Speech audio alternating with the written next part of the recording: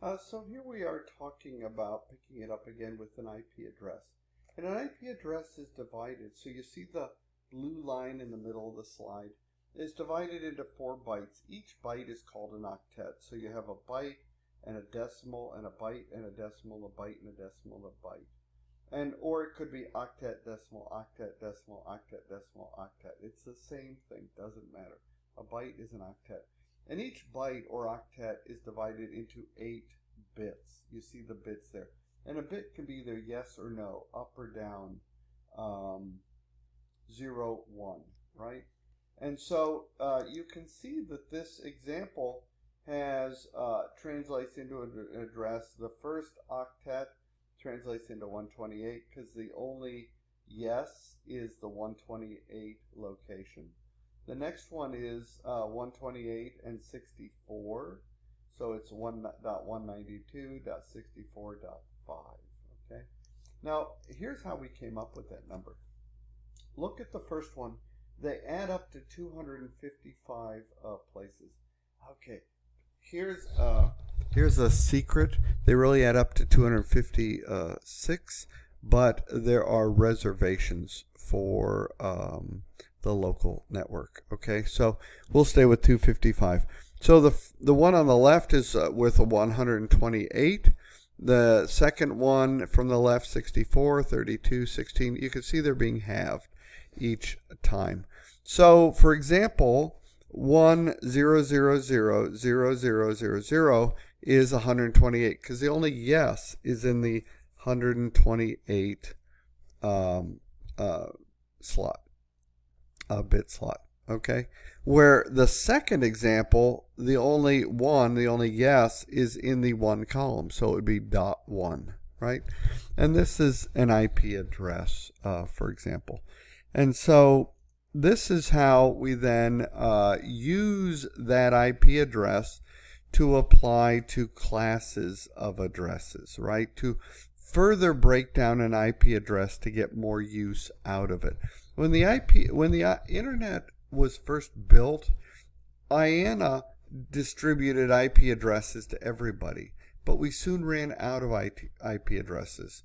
So classes of IP addresses helped to divide them up into a portion for the network and a portion for the hosts. Okay, so a Class A IP address actually has the first portion for the network addresses and the next 3 octets for the host addresses, right? And so this is called, and it goes up to 127 dot something. Actually 126 because 127 is reserved, just FYI. It doesn't really matter for this course, but just FYI, okay? Which is going to give you a ton of hosts if that's what your company needs, right? So that's Class A. Class B is divided evenly, 2 octets for the network address, 2 octets or bytes for the host address, and it's going to support 65,000 network addresses and host addresses within your company, right? An IP address Class C has 3 octets for the network address, 1 for the host.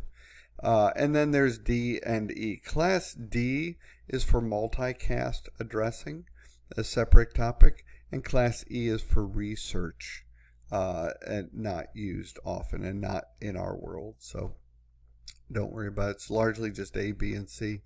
So continuing, CEDAR, which again stands for Classless Interdomain Routing, is an IP address scheme that improves this allocation of IP addresses. It replaces the old system based on just the classes, and it divides it up into subnets, right?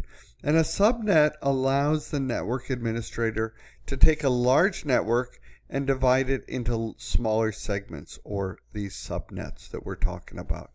And each subnet mask must be each network must be assigned a subnet mask. So here's how that would look.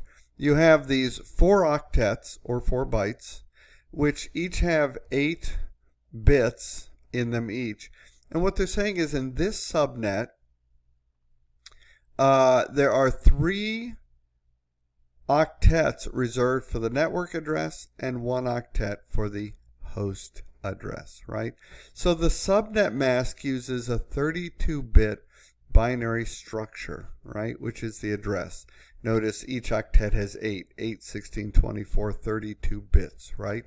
So the subnet mask uses this 32-bit structure to identify the network portion and the host portion, right, that divide up the addresses.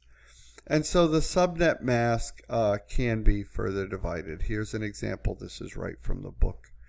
So CEDAR notation is almost all the world's IP version 4 addresses are in use and using CEDAR notation, subnet masking. And this will continue until IP version 6 fully takes over, which will be sometime into the future. It's already begun. In fact, if you are purchasing a system with your company, you want to make sure that it supports, like a firewall, IP version 6 and IP version 4 as well. Okay, so once blocks of IP addresses are assigned to these end users, the CEDAR allows them to be further divided within a private network, which is a process known as subnetting. So computers and other connected devices within a particular subnet can be identified as they use the same IP address prefix. Okay. So CEDAR notation. This is some of it. Notice the number of hosts increases as on the left the CEDAR prefix changes, right? So a CEDAR prefix of 27 will have 30 hosts, but 26 will have 62 hosts. What that's really saying to us is that most of the network for a /27, most of the network /27 belongs to the network address. Most of the IP address belongs to the network address, right? Remember, there were 8, 16, 24, 32 bits, right, in the whole address. So 27 are reserved now for the network, which means 5, or all that's left, are reserved for hosts. So you can only have 30 hosts, like 30 servers for applications, right? But a /22 would have 1,022 hosts. So the hosts are increasing, just to point that out. Okay. Continuing with CEDAR notation, if I have a /8, I have a ton of hosts, and only 8 of the first octet actually is reserved for the network address. The rest are for the hosts. Okay, giving me a lot of hosts, depending on what your needs are. And so we will segment or subnet, right? So when we plan IP address assignments, each network segment must have a unique network address, a unique IP address. Every IP address is unique, right? And the network portion and the host portion of the address cannot contain all zeros or all ones. Those would be illegal, right? Just FYI. And so each computer will use this IP address, and it will go to a gateway, which is a router, right? Which is going to apply it to the TCP IP layer using the subnet mask and determine the destination computer's address, right? And so if addresses are different, relay packets are going to get sent between the gateways. And the gateway will forward packets to its next destination on the path. Now, IP version 4.6 addressing. So version 4 wasn't designed with security in mind. And that's one, we need more IP addresses. Version 6 gives us that. And now we're building version 6 with security in mind, right? So it's developed to increase IP address space and provide that additional security. It's actually, we had 4 bytes before. Version 6 is actually 16 bytes.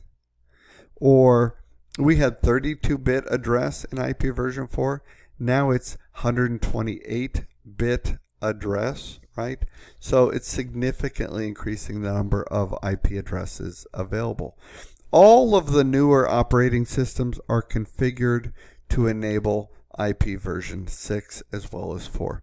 Many routers and filtering devices, firewalls, intrusion detection systems are not. So you'll want to be cautious about that when you're reviewing the onboarding of a new system, right? And hackers know this, and they look to bypass the security systems, weaving in and out of them. Now, the last part of Chapter 2 talks about various numbering systems. We just talked the binary numbering system in IP version 4.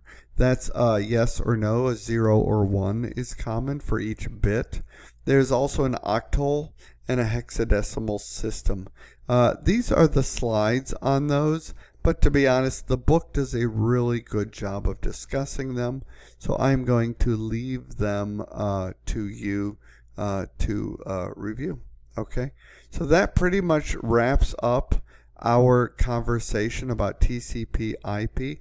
I've mentioned any number of risks that should go in your risk register.